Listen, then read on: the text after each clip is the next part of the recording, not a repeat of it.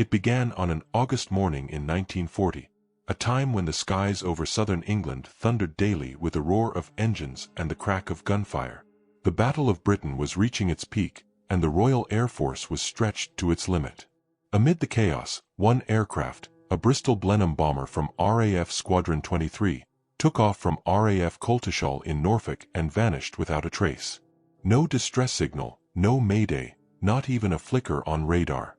It was as though the channel itself had swallowed the crew whole. Squadron 23 was no stranger to risk. Formed in 1915, the unit had already seen intense night fighting duties, hunting down Luftwaffe bombers over the English countryside. But this mission was different. According to the official log, Blenheim L-8724, piloted by Flight Lieutenant Arthur Hayes, was tasked with a routine reconnaissance flight over the channel. Yet the departure briefing was conducted behind closed doors, with only the squadron commander and 2 intelligence officers present. The crew, Hayes, his observer Sergeant William Clark, and Gunner Corporal James Fenton, were ordered to maintain complete radio silence once they crossed the coast. "Keep your eyes open, lads," Hayes reportedly said before takeoff, tightening his gloves as the twin engines began to rumble. "We're going off the map today." 4 years, the Battle of Britain has been remembered for its epic duels between Hurricanes, Spitfires, and Messerschmitts. But behind those dogfights, dozens of small, secret operations were quietly unfolding. The RAF needed to understand German movements along the French coast, particularly near Cherbourg, where intelligence hinted the Luftwaffe was building new radar stations. The Blenheim's mission, though recorded as routine, was anything but. By 7:45 hours, L-8724 was airborne. A steady climb through the low morning mist brought them over the North Sea. Hayes leveled off at 10,000 feet, setting a course toward the channel's narrowest crossing. Below, the pale gray water shimmered under a weak sun, dotted with the shadows of passing convoys. Everything appeared calm, too calm. At 8:23, the ground station at Coltishall received a brief, garbled message, "Crossing Sector 2, and then silence." The aircraft was never heard from again. At first, command assumed enemy action. The channel was a killing zone that summer, patrolled by Messerschmitt Bf-109s and prowled by anti-aircraft batteries along the French coast. But when reconnaissance aircraft scoured the area later that day, they found nothing. No wreckage, no oil slick, no parachutes. Within 24 hours, the Blenheim and its crew were listed as missing in action. What made the loss more curious were the letters that arrived days later. Each crewman's family received a brief note from RAF records, typed and formal, offering condolences. Yet Mrs. Hayes, Arthur's wife, noticed something strange. Her letter bore a second, handwritten line at the bottom. Their service contributed to an operation not yet disclosed. No signature. No explanation. Years later, historian Dr. Elaine Carter of the Imperial War Museum uncovered this fragment while researching British intelligence missions of 1940. In an interview, she remarked, "There was no reason for a standard reconnaissance flight to be classified. The wording suggests they were diverted mid-mission, possibly for a special task known only to a handful of officers." That possibility opened an entirely new chapter in RAF history. Throughout 1940, several routine patrols vanished under mysterious circumstances, particularly along the Cherbourg sector. The RAF's official explanation at the time, enemy interception, could not account for the complete lack of debris or distress signals. Pilots who flew similar routes later spoke of strange radio interference and orders that changed mid-flight. Squadron diaries from August 1940 contained references to coded operations identified only as beacon flights. For Flight Lieutenant Hayes and his men, their disappearance was both a tactical and human tragedy. The Blenheim, though sturdy, was slow and lightly armed compared to German fighters. Flying low over the channel made them easy targets, but abandoning their route would have meant disobeying a direct order. As one of Hayes' fellow pilots, Flight Officer Leonard Davis, later recalled, "We didn't ask questions in those days. Orders came down, and we flew. The fewer details we knew, the safer everyone else was." That simple truth defined much of wartime secrecy. Need to know could mean life or death. Hayes and his crew had taken off believing they were contributing to the defense of Britain. Instead, they became part of a mystery buried under decades of silence. In hindsight, their story captures the quiet tension that hung over every RAF airfield during 1940. The sense that something larger, hidden behind official communiques, was being fought not just in the skies, but in the shadows. What did Hayes discover? Why was their route changed without record? And why did the RAF maintain such secrecy about a single missing bomber? No one could answer those questions in 1940. The war pressed on, and the missing were quietly forgotten among the thousands of names on the Runnymede Memorial. But the whisper of Blenheim L-8724's disappearance lingered, a riddle in the official records, a loose thread in the fabric of history waiting to be pulled. As the days turned into weeks, other aircraft began to vanish along the same stretch of sea. The pattern was too precise to ignore. Command grew uneasy, pilots grew fearful, and the words of one young officer captured the unease of the entire squadron. It was as if the channel swallowed them whole. And with that, the mystery deepened. By late August 1940, the tension at RAF Coltishall had thickened like the morning fog rolling in from the North Sea. One disappearance could be written off as bad luck. Two might be coincidence. But by the time the 3rd Bristol Blenheim failed to return from the same patrol route, whispers began spreading through the mess halls. Something was happening over the channel, and no one knew what. Wing Commander Charles Whitfield, the commanding officer of Squadron 23, paced his small office overlooking the airfield. Reports from Fighter Command were inconclusive. Each missing aircraft had followed nearly identical flight paths across a narrow corridor toward the French coast near Cap de la Hague. No wreckage had washed ashore. No German claims matched the missing planes. It was as though 3 bombers, 9 men in total, had vanished from the sky. To the men who still flew, every mission now carried an undercurrent of dread. Sergeant Harold Harry Mears, a radio operator who survived one such sortie, later recalled in his diary, "The wireless crackled with static the moment we hit mid-channel. It was not jamming, more like a hum, a vibration. The instruments twitched. Then, for 20 seconds, every gauge went dead. When they came back, we were off course by nearly 10 miles. The engineers could not explain it. Ground control insisted their sets were functioning normally. But the phenomenon recurred again and again, always over the same patch of water between Portland and Cherbourg. The pilots began calling it the dead zone." Officially, the RAF attributed the missing bombers to Luftwaffe interception, perhaps by high-altitude Me-109s or night fighters. But the veterans of 23 Squadron weren't convinced. German radio traffic, intercepted at Bletchley Park, contained no mention of downed Blenheims. And intelligence analysts were puzzled by a string of intercepted German messages referring to unsicked Bear Britain, the invisible British. Behind closed doors, RAF intelligence began to suspect something darker. Was the Luftwaffe experimenting with radar jamming? Or had the British stumbled upon a secret German supply route, prompting the enemy to silence them without record? Every theory raised new questions, and none provided answers. Adding to the mystery was a single, cryptic clue. A fisherman off the coast of Le Havre reported seeing a smoking aircraft low over the water on August 21st, roughly in the area of the missing patrol. But he described it as turning north before disappearing into cloud cover, not crashing. When the report reached British intelligence, it was quietly filed under unconfirmed sighting. The RAF tried to restore morale. More patrols were scheduled, and new Blenheims arrived from the Midlands to replace the losses. But confidence was unraveling. "We flew as if we were next," one pilot later said. "You'd look out over the channel and wonder if it would take you too." Even the mechanics began muttering about cursed routes and missions that don't come back. Amid the fear, the men of 23 Squadron continued their duty. On September 1st, another Blenheim, L-8652, took off for the same reconnaissance run. Its crew returned shaken but alive. Their observer, Pilot Officer Frank Collins, gave a chilling statement upon landing. He reported being shadowed by an unidentified aircraft over the channel. "It had the outline of a Dornier, but no markings," he said. It didn't fire, didn't signal, just followed at a distance, then vanished into the clouds. Intelligence officers noted his account but dismissed it as stress-induced misidentification. The pressures of constant combat could distort perception. Still, his report joined a growing pile of strange testimonies, all from the same region, all describing silence, interference, or invisible watchers in the sky. The psychological strain was immense.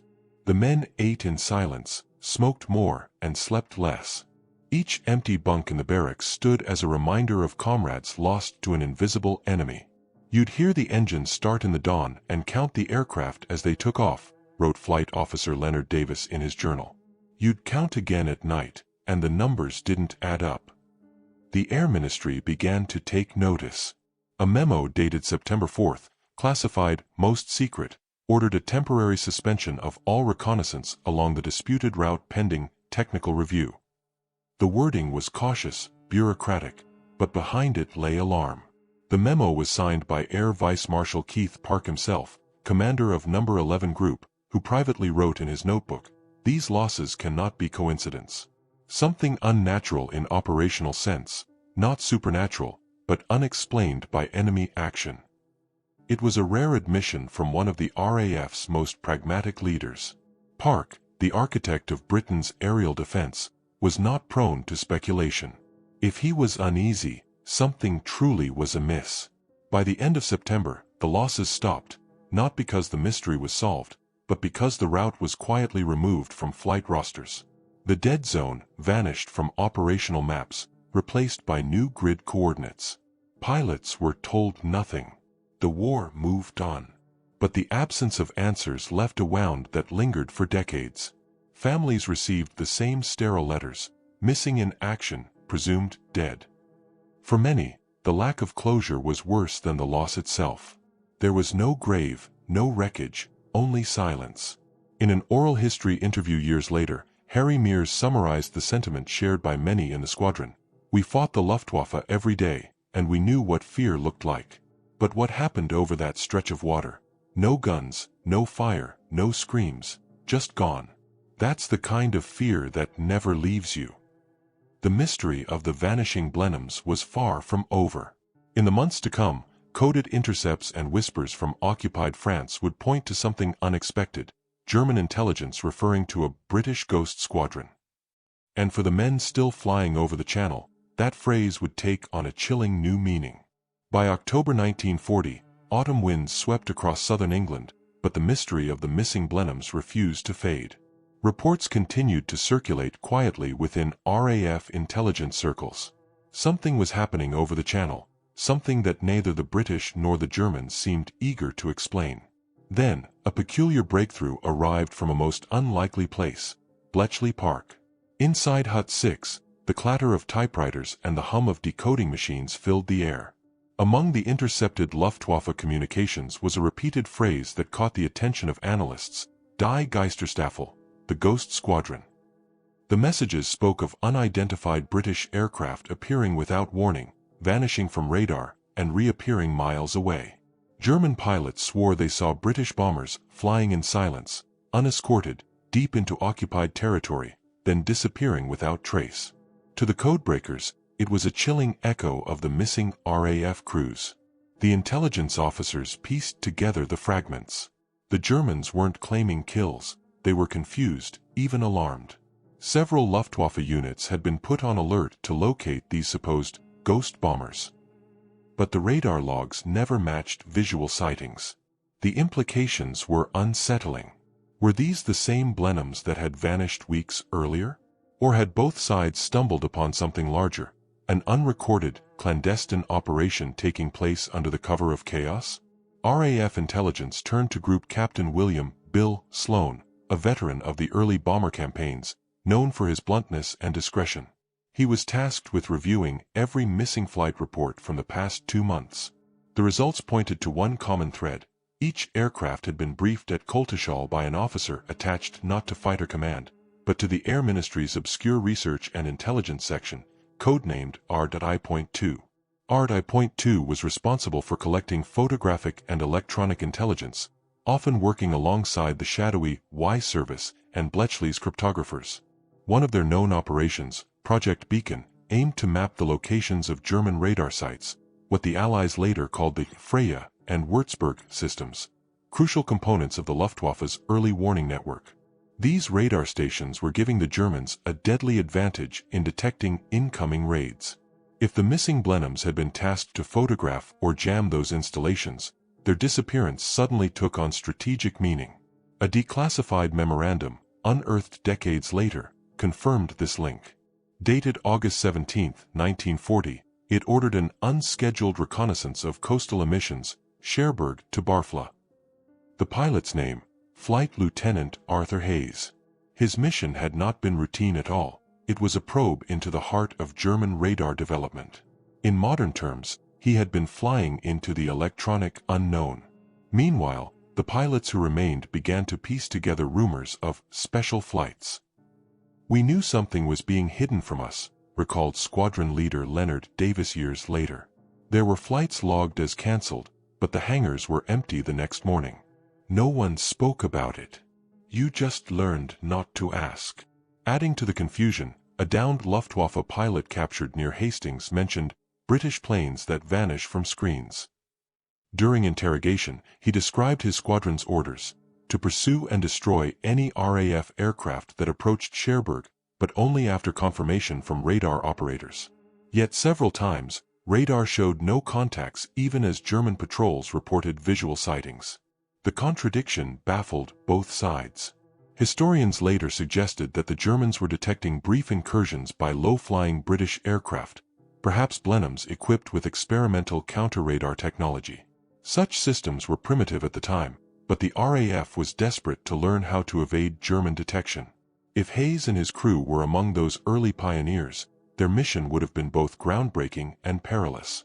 In her research, Dr. Elaine Carter found a handwritten note among Air Ministry papers from 1941, "Beacon flights ongoing. Several lost. German response erratic. Possibly signal disruption.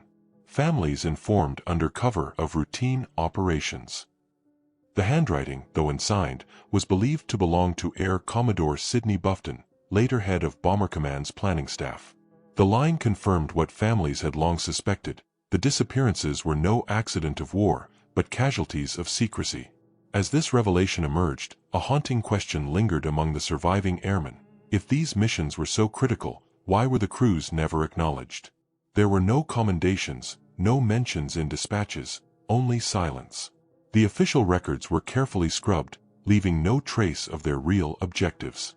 The Ghost Squadron lived up to its name, erased even from their own nation's memory. Yet the German chatter continued.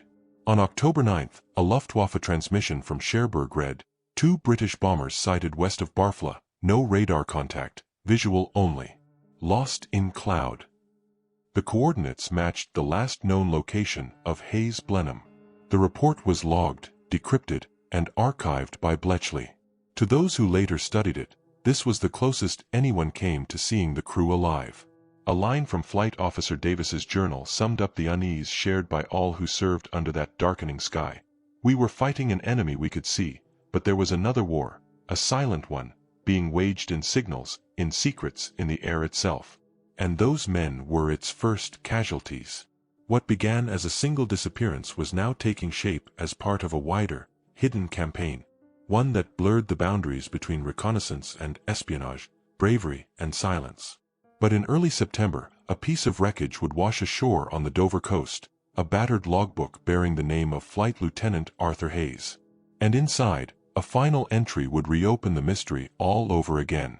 The storm that hit Dover on the night of September 7, 1940, was fierce even by English Channel standards. When the waves finally subsided, locals combing the shoreline found the usual wartime debris: timber, rope, the odd fuel drum. But among the wreckage lay something unusual: a leather-bound RAF logbook, soaked but intact, its cover stamped with the faded name F/Lieutenant A. Hayes. At first, the find seemed trivial. The coast was littered with relics of lost airmen. Yet when the item reached RAF intelligence at Bentley Priory, the mood changed instantly. The missing Flight Lieutenant Arthur Hayes had been presumed dead for nearly 3 weeks. His logbook shouldn't have existed, it should have gone down with Blenheim L8724.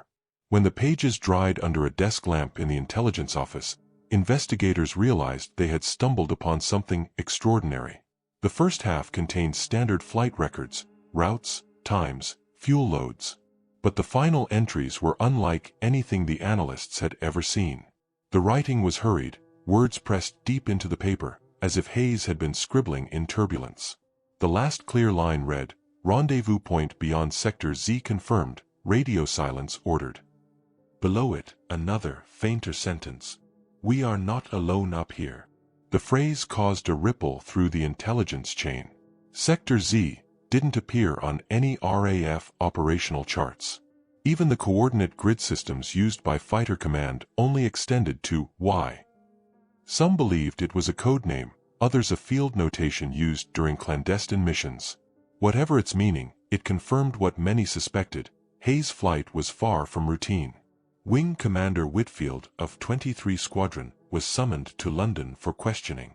In his testimony, he insisted Hayes had been briefed by outside officers before the mission. "They wore no squadron insignia," he said. "They had Air Ministry clearance, but their orders bypassed me entirely." Intelligence officers pressed for details, but Whitfield's account ended abruptly when he was reassigned weeks later. His personnel file notes that he requested early transfer due to operational fatigue. Many believed he'd been silenced. Back in Dover, local historian and wartime volunteer Mary Allingham recorded the logbook's discovery in her journal. Decades later, her entry would resurface. The officers looked troubled. They spoke in low tones. One mentioned something about the French coast and shadows on the radar.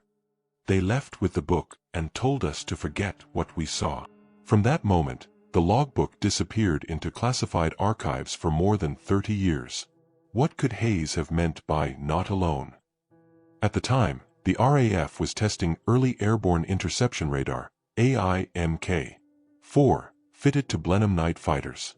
These crude systems allowed crews to detect enemy aircraft using radio waves, but their range and reliability were poor. One theory, proposed by historian Dr. Elaine Carter, suggests Hayes Blenheim may have picked up unexpected radar echoes, perhaps German reconnaissance planes or even another RAF flight operating under different orders. If Hayes saw something he wasn't meant to, she argued, his silence might not have been voluntary. The words also reflected the isolation of wartime intelligence work. Crews often flew without full knowledge of their objectives. Many missions were compartmentalized, their true purposes known only to senior officers. "We were chess pieces," remembered pilot officer Frank Collins. "They moved us, sometimes without telling us why. We trusted them. We had to." The secrecy extended beyond the airfield. Even within Bletchley Park, decrypts relating to the Ghost Squadron were restricted to a handful of analysts. To the public, the RAF was winning the Battle of Britain. But behind the headlines, the war of signals, tracking, deception, radar, was accelerating, consuming lives as surely as bullets and bombs. A declassified intelligence note from late 1940 hints that the Air Ministry might have known more than it admitted. The memo, marked "Eyes Only," mentions unacknowledged contact in southern grid sectors, potential compromise of beacon operations, recommend termination of test flights. The tone was clinical, but the implication clear: something had gone wrong. Still, the question persisted: why erase all record of it? Why deny the families closure? One answer lies in the technological race of the time. Whoever mastered radar first would control the skies. Britain's early advances, from the chain home towers to onboard detection systems, gave it a fragile edge. Losing a crew on a secret reconnaissance mission could not only expose classified technology but also invite enemy countermeasures. Silence, therefore, became policy. But silence breeds mystery. And for decades, that logbook, with its final cryptic line, became a symbol of the war's hidden cost. When the Air Ministry archives opened in the 1970s, researchers found only a photocopy of the last page. The original had vanished, likely destroyed. The missing pages, the missing plane, and the missing truth all seemed intertwined. One annotation, written in a different hand and likely added after the war, offered a grim reflection. Not alone up here, perhaps meant not alone in what he carried. What exactly Hayes carried, photographs, radar data, or intelligence orders, remains unknown. The rediscovery of that single object reignited public fascination. Newspapers briefly covered the vanishing crew of Blenheim L-8724, but official comment was minimal. Families wrote letters, historians dug deeper, and in time, another revelation emerged. The connection to an operation so secret it had been erased from official wartime logs entirely.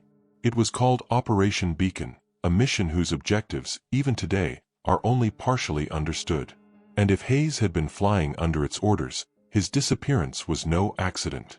The logbook's final entry had reopened the case. The next clue would come not from paper, but from the sea itself. The official war ended in 1945, but for the families of Flight Lieutenant Arthur Hayes and his crew, the war never truly stopped. For decades, they lived with the same haunting question: what really happened on that August morning in 1940? Then, in 1975, 35 years after the disappearance, the British government quietly released a tranche of previously classified Air Ministry files. Among them was one marked Operation Beacon, restricted, its contents almost entirely redacted, except for a single page that would reignite one of the RAF's oldest mysteries. The document described aerial reconnaissance over Cherbourg Peninsula with intent to locate and record radar emissions. The operation was to be conducted by modified Bristol Blenheims equipped with newly developed signal detection equipment, experimental, unstable, and top secret. The pilots were instructed to maintain radio silence and return directly to base upon completion. Hayes' name appeared on the manifest. To historians, this was the first tangible proof that the vanished aircraft were part of something larger. Operation Beacon had been an early attempt to gather electronic intelligence, what we now call ELINT. Its purpose: to pinpoint the locations of German radar stations and measure their detection capabilities. In short, these men had been flying into enemy airspace armed not with bombs, but with antennas. Dr. Elaine Carter, whose tireless research had already uncovered the lost logbook, pored over the new files. She found that the Air Ministry had launched at least 5 such missions during the Battle of Britain. 3 never returned. It was the birth of electronic warfare, she later said in an interview. The problem was, no one was supposed to know it existed. According to the surviving notes, the Blenheims carried prototype oscillograph equipment, a forerunner to radar jammers later used in 1943. These crude devices were sensitive to German Freya emissions, but their wiring was fragile, prone to interference.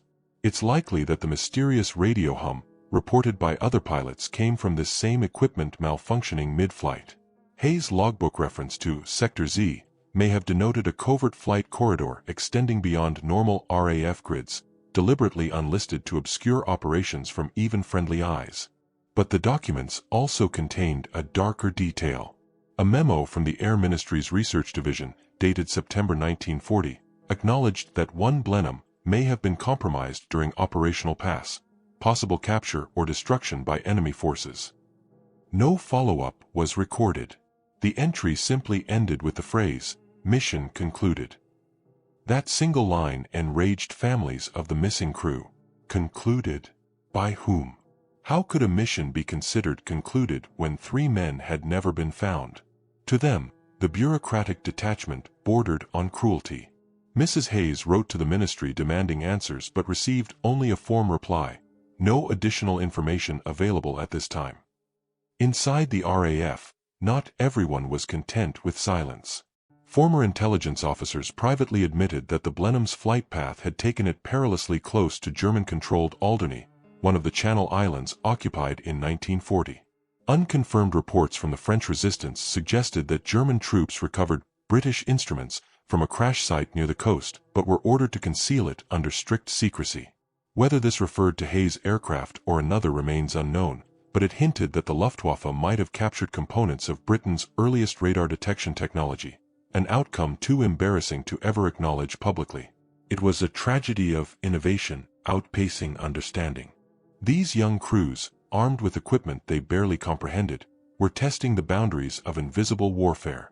Their bravery laid the foundation for the advanced radar and electronic countermeasures that would later win the Battle of the Atlantic and the strategic bombing campaigns over Europe. Yet in 1940, their sacrifice went unrecorded, buried beneath layers of official denial. An internal training note found among the 1975 documents bore an anonymous handwritten comment in the margin: "Beacon losses unacceptable. Families informed as routine to preserve cover." The phrase was underlined twice. That quiet admission confirmed what relatives had long suspected: the men's disappearance had been deliberately obscured to protect national security. Pilot Officer Frank Collins, one of the few who survived the same assignment, reflected years later: "We thought we were fighting the Luftwaffe, but half the time we were fighting the limits of our own knowledge. We were playing with forces we didn't yet understand: radio waves, static, shadows on the scope." Hayes went further than any of us dared, and for that, he paid the price. By the end of the 1970s, the story of the vanishing RAF crew had become a minor obsession among historians and veterans alike. Newspapers published speculative articles, families gave interviews, and television documentaries revisited the mystery. But every theory ended at the same place: the cold waters of the Channel, where no wreckage had ever been found. Until, decades later, a new clue emerged, not from dusty archives, but from beneath the sea. In 2012, a team of divers exploring a sunken wreck near Alderney found fragments of aircraft aluminum bearing the partial serial L87. The discovery set off a chain of forensic investigations that would bring the mystery closer to resolution than ever before. And yet, as the evidence mounted, so did the unease. Because the more they uncovered, the clearer it became that the truth, whatever it was, had been carefully buried for a reason. In the summer of 2012, a diving expedition led by British marine archaeologist Peter Holloway set out to explore a suspected World War II wreck off the coast of Alderney. The Channel Islands had long been a graveyard for wartime debris: planes, ships, submarines, but this particular site, resting 80 feet below the surface, immediately drew attention. Sonar scans showed the distinct shape of a twin-engine aircraft, its fuselage surprisingly intact despite 70 years underwater. When the divers descended, what they found would reopen one of the RAF's most perplexing cold cases. Holloway's team identified fragments of a Bristol Blenheim, bent aluminum, shattered perspex, and the twisted remains of a Browning machine gun. On one panel, they discovered the faint impression of a serial number, L87. The rest was corroded beyond recognition, but even that fragment was enough. Squadron 23's lost Blenheim, L8724, had vanished in 1940 under mysterious circumstances. After 72 years, had it finally been found? The discovery sent ripples through both historical and military circles. The Royal Air Force dispatched forensic analysts to examine the wreckage. Initial assessments matched the design features of an early Mk4 Blenheim, consistent with those used by 23 Squadron during the Battle of Britain. Inside the cockpit, divers found the remains of 2 crewmen still strapped into their seats, though the condition of the bones made identification difficult. Personal effects, a rusted watch, a fountain pen, and a corroded RAF badge, were carefully retrieved and sent to the Defense Science and Technology Laboratory at Porton Down for DNA analysis. But when the results came back, they deepened the mystery rather than solving it. The remains were confirmed to belong to RAF personnel, but genetic comparisons with living relatives of Flight Lieutenant Hayes and his crew were inconclusive. The samples were too degraded. Moreover, no trace of the aircraft's third crewman, Corporal James Fenton, was found. Had he been thrown clear before impact? Or had another aircraft gone down nearby, its remains commingled by decades of tides? Holloway noted something else strange. Key components of the Blenheim's radio equipment were missing. The wiring harnesses had been cleanly cut, not torn by the crash. It looked as though someone had removed them intentionally, he told reporters. There was precision there, too precise for wartime damage. The Air Ministry refused to comment on that detail, citing ongoing research. Historians quickly drew connections between the wreckage and Operation Beacon. If this truly was L8724, it meant Hayes' crew had reached their target area off the French coast before vanishing. The missing radio equipment, possibly experimental signal detectors, fit the profile of a reconnaissance aircraft modified for electronic intelligence. One theory proposed that the Blenheim had been intercepted by German fighters and forced down near Alderney, where its classified gear was recovered by occupying forces. Another suggested an in-flight malfunction caused the crew to lose control, crashing before completing their mission. Either way, the wreck's location contradicted official wartime records. It lay nearly 30 miles north of the Blenheim's documented patrol line, well into restricted territory for standard RAF missions. "That's the giveaway," said Dr. Elaine Carter in a 2013 BBC interview. "The aircraft shouldn't have been there unless its orders were secret. Someone diverted them." The British press briefly reignited public interest. Headlines read, "Lost Blenheim Found, Secrets of the Channel Unearthed." Families of the missing men gathered for a memorial service at Coltishall, the same airfield from which Hayes and his crew had departed 72 years earlier. The service was solemn but unresolved. Without conclusive DNA results, the remains could not be officially named. Their gravestone at Runnymede still bears the inscription, "Known unto God." Behind the scenes, the Ministry of Defense quietly reclassified parts of the Operation Beacon file, citing national security implications. To researchers, that reclassification, after decades of transparency, spoke volumes. "It's the silence that tells you everything," Carter remarked. "If the truth were harmless, they'd have released it." Today, the story of the vanishing RAF crew endures as one of the lingering enigmas of the Battle of Britain. The facts are few but haunting. A bomber vanishes without a trace, a logbook washes ashore with a cryptic message, a wreck reappears decades later stripped of its secrets. It is a tale of courage, sacrifice, and the unseen war fought behind the radar screens, a reminder that some victories came not from the battles we remember, but from the mysteries we were never meant to know. Standing on the cliffs of Dover, where the sea meets the sky, one can almost imagine the faint echo of engines over the channel, the sound of young men flying into silence. Whether Hayes and his crew completed their mission, no one can say. But their legacy endures in every radar sweep, every warning system, every unseen defense that protects the skies today. They vanished in service of a secret that shaped the future of air warfare. And perhaps that is why, even now, the Channel keeps its final secret.